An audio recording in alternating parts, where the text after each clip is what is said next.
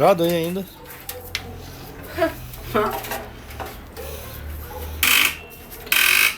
Apertado o parafuso.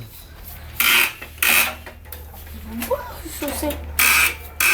Quantos anos faz que não tira essa roda? Faz um tempinho. Não, né? Esse aqui também, ó, pai. Foi ali, ó. Quebrou os pedacinhos. Sábado de manhã aí, ó, 8h30 da manhã. Tem que fazer revisão nas motos, que é pra de tarde poder ir pra trilha. A gurizada já tá pegada aqui na oficina. Papai, vai ter que ser Um desmanchando o carburador, outro desmanchando a roda. E assim eles vão aprendendo a fazer a manutenção da moto que eles mesmos vão usar. Olha ali, ó.